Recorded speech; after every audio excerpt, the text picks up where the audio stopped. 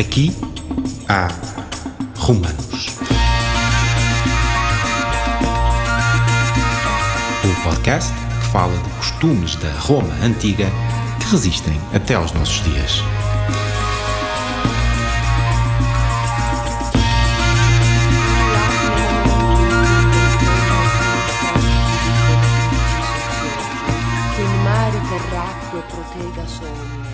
Olá, Filomena. Aos nossos ouvintes, bem-vindos ao podcast Aqui há Romanos. Temos connosco Filomena Barata, arqueóloga e autora da investigação que conduz a este episódio dedicado ao tema Tabernae. E estamos na companhia da Ana Cristina Oliveira, da Câmara Municipal de Loures, que faz parte desta rede de Lisboa Romana e que também ajudou a preparar este tema. Obrigada, Filomena. Eu tenho um desafio para si e para os nossos ouvintes, que é, na impossibilidade de estarmos no terreno, é de nos juntarmos e de nos colocarmos imaginariamente na rua principal de Loures. Diz quem sabe que aquele é o mais antigo eixo viário, por onde passou uma via romana, e portanto vamos seguir por lá e ali mais à frente viramos à esquerda em direção ao mercado. O que é que acha disto? Ora vamos, dizem inclusivamente que nesta via, não se sabe o local, mas que teria havido um ponto de apoio exatamente para a estrada que atravessava o que hoje é Loures. Filomena, já está a ir demasiado depressa. Eu vou lá chegar, mas dê-me tempo, se faz favor. Agora, falamos em lojas, falamos em tabernae. Tabernae, um termo latino, loja, a palavra de hoje. Diga-me uma coisa, será que as tabernas atuais, o termo taberna atual que nós conhecemos, tem alguma coisa a ver com as tabernae da época romana? Será que os romanos continuam mesmo entre nós também por via da loja e do comércio aberto aos outros? Sim, continuam desde logo através da língua, não é? Taberna, a palavra, embora agora tenha uma caracterize algo muito mais específico, porque é o sítio onde se bebe e se come estritamente, onde vamos ver uns copos, no fundo a raiz é latina e tem a ver exatamente com a taberna romana, que tinha um âmbito mais alargado. Então, quer dizer, tinha um âmbito mais alargado, mas não deixava de ser um espaço de compra e venda de qualquer coisa, certo? Era um espaço de venda, exatamente. Então, vou-lhe lançar umas perguntas para ver se acerto. Haveria, à época romana, por exemplo, uma loja de sapateiro. Como é que se chamava? Havia a Sutória, exatamente, um local. Quem diria, não é? As surpresas que a Filomena ainda vai ter para nós. Então, e por exemplo, eu sigo aqui na Rua de Loures, e ali à frente estou mesmo a ver uma orivesaria para comprar, olha, o que me apetecer, brincos, pulseiras. Isto havia também no tempo romano? Sim, um local para comprar ornamenta. Ornamenta? Então e como é que se chamava a loja? Era a taberna ornamentária. Que maravilha. Então, era a loja exatamente onde podia comprar os seus brincos, as suas pulseiras. Muito bem. E muitos dos objetos que, aliás, são similares aos que hoje ainda usamos. Saindo para um registro mais prático. O peixe. Como é que lendo nós os livros do Asterix, não é? E vendo as cenas que eles faziam ali, o peixeiro na sua banca do peixe, isto correspondia à realidade no mundo romano? Havia ali as bancas do peixe, algures? Bom, nós, o Asterix, nessa cena, estamos numa zona de peixaria, mas é uma peixaria que não é romana, não importa, de qualquer modo a época romana. É verdade, tem razão. Também existiria a zona onde se podia comprar o peixe fresco, ou mais ou menos. Mas como é que se chamava? A piscária. Então e a carne, já agora? A carne... Onde é que se vendia? O talhante, propriamente dito, era o carnifex, que aliás tem a ver com uma palavra que penso que hoje, infelizmente, à qual se atribui um valor até bastante negativo e que na atualidade nós podemos usar, que é a carnificina. É verdade. Que é o que se passa, infelizmente, ainda nas guerras. É verdade. Portanto, também na língua nós encontramos esta herança. Então, vamos falar das carnes que se vendiam no período romano. Que carnes compravam eles? Teria vários tipos de carne, desde pombo, burro, por exemplo, que era utilizado, carneiro, porco. A vaca não, só a partir do século I é que é mais comum a vaca ser utilizada como alimentação. Era fundamentalmente o boi era fundamentalmente um animal de tração, até que passa a ser utilizado também na alimentação. Pronto, então tínhamos estas carnes à venda nas tabernae próprias. Nas lojas. Nas lojas como nós hoje da damos, especialidade. Como nós hoje damos a cada loja uma adjetivação, tem uma característica própria ou não própria. Mas a vida romana era complexa, do mundo romano era complexo e, portanto, nós que somos as duas arqueólogas, sabemos que encontramos de vez em quando umas coisas chamadas ungüentários. Portanto, isto também vendiam então os produtos que estavam dentro dos ungüentários. Exato. Que eram os ungüenta, que eram e que havia também a loja para vender os ungüenta, ou seja, que tanto poderiam ser perfumados, não é? Que dão origem aos nossos perfumes, como podiam ser ungüenta medicinais, mais com características medicinais. Digamos que a loja onde se vendiam os ungüenta eram as perfumarias da época, que eram as ungüentárias, se não me engano. Confirma? Exatamente, as tabernas. Sim, porque latino é o meu forte.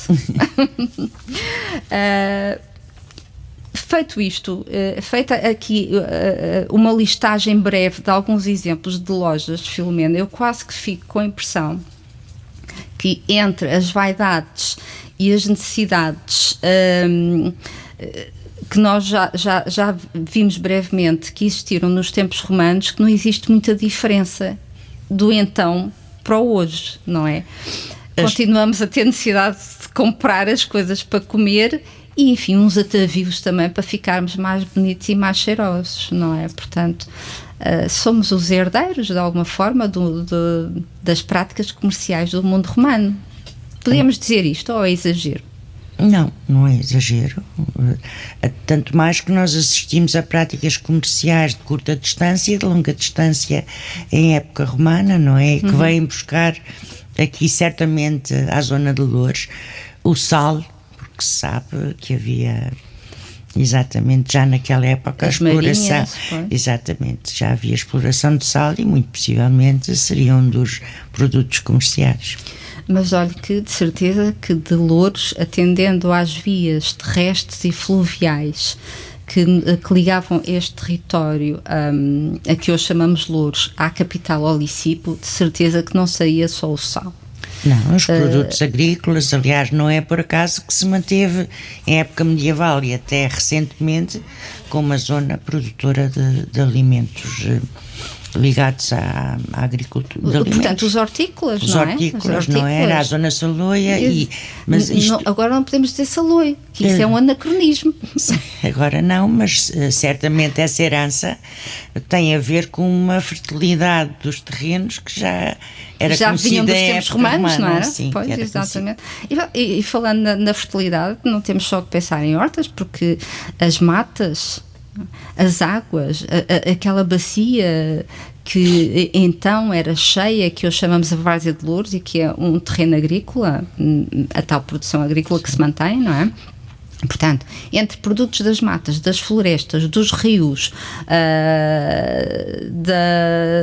do mar logo ali ao pé, do sal, tínhamos muita coisa para passar para Lisboa, não é? Que Lisboa, ao Licipo, ou a Lisboa romana, gostaria de vir buscar aos seus arredores, onde estava a Loures, não é? Ali o território envolvente incluía o atual território de Loures. Filomena, E eu também sei, e há de confirmar, se faz favor, uma coisa que eu acho que as pessoas no geral não sabem. Assim, os romanos eram rapazes e raparigas para comer fora de casa também. Sim, eram mesmo. Não é? Claro que está que em ambientes urbanos densificados, com população, em que não era fácil de ir a casa comer. E estamos a falar das grandes cidades em que as pessoas vivem, a maioria das pessoas vive em ínsula, Prédios, não é? prédios, Da que são época. prédios de apartamentos, e muitos deles nem sequer tinham possibilidade de cozinhar. Não tinham fogão. Não tinham cozinhas apropriadas. Imagina o risco que era tudo aquilo pegar fogo. E pegar fogo. Pois, Os célebres não tinham fogão. incêndios de Roma, aliás. Pois. O que acontece é que muitas destas, e além disso também, nas grandes cidades, as distâncias também se faziam sentir em alguns casos. E, portanto, havia uma parte da população que também podia comprar alimentos em takeaway. Peço desculpa. Em takeaway, não, mas é a minha deixa. Filomena, obrigada. Porque eu estava aqui desejosa de dizer que nós entrando hoje numa loja de takeaway, de comida takeaway, nos lembramos nós, arqueólogos, mas isto aqui há romanos. Podemos Ou dizer pelo isto menos quase, não não é? há novidade nenhuma. Não é novidade nenhuma, pois claro. Eu peço desculpa, mas de vez em quando olho aqui para a minha cábula, porque afinal de contas tomámos aqui umas notas, não é? Isto não é mentira nenhuma, há que assumir que tomámos umas notas para não nos esquecermos de muita coisa. Até porque a riqueza de Loures é grande. Pronto, exatamente. E eu adoro ouvir isto, não é? Pão. O pão. Onde é que se comprava o pão? Também havia padarias, claro está, e padeiros. Que se chamavam... Eu tenho que chamar sempre a Filomena à pedra, não é? Queremos o nome da loja. Pestrina.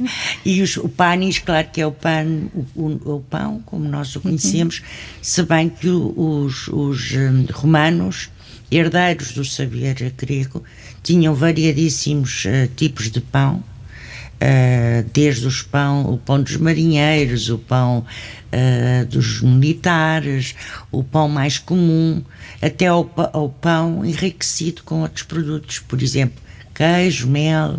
Maravilhoso. Não inventamos nada, portanto. Mas tinham um pão que geralmente não era fermentado, aquilo que nós chamamos o pão ázimo, que não leva levedura, não leva fermento. Mas deixe-me lembrar aqui uma legenda falada, recordando as fotografias que todos nós conhecemos, nós, os arqueólogos, as pessoas que veem, pelo menos os livros de arqueologia, aquela imagem de Pompeia, daquele pão com relevos. Portanto, esse não seria um pão ázimo, não é? Seria um pão... Tinha, de qualquer modo, muito pouco fermentado. A falar daquele calcinado que há, exatamente, dividido em 4 partes. Exatamente. Que porque, de facto, Pompeia deu-nos... ali uma padaria, uma padaria conservada. Com os pães completamente calcinados, mas conservados, que é o pão quadrados. Esse porque tem uma espécie de uma cruzeta, uma cruz a meio. E que era exatamente designado por quadrados, por ter essa... Abrimos um parênteses para dizer que fomos num instante a Pompeia, mas voltámos a Loures, não é? Ou seja, fizemos aqui uma viagenzinha no tempo muito rápida. Pronto, voltando então à realidade de Loures, Filomena, nós estávamos aqui a caminhar na direção da orivesaria, portanto já repetindo, é uma taberna ornamentária, certo? Exato. Pronto. Para comprar, já agora aproveitamos e fazemos publicidade. Não é necessário. Felizmente, não é necessário. Acho que não é permitido. Podemos fazer uma compra de uns brincos maravilhosos, como os de Miróbriga, com 3 pérolazinhas. Pronto. Maravilhoso. Alinho. Vou ver se tem dinheiro, mas alinho. A ideia é bonita. Mas eu não sei se teremos ainda tempo, mas eu não quero deixar de referir aqui neste episódio dedicado às tabernáe romanas um achado que eu fiz ao fim e ao cabo numa revista de 2010, uma revista Ler de 2010, não é que fui encontrar um texto de Alfredo Saramago intitulado Romanos e Árabes na Cozinha Portuguesa e trouxe uns trechos que gostaria de partilhar com os ouvintes e consigo, Filomena.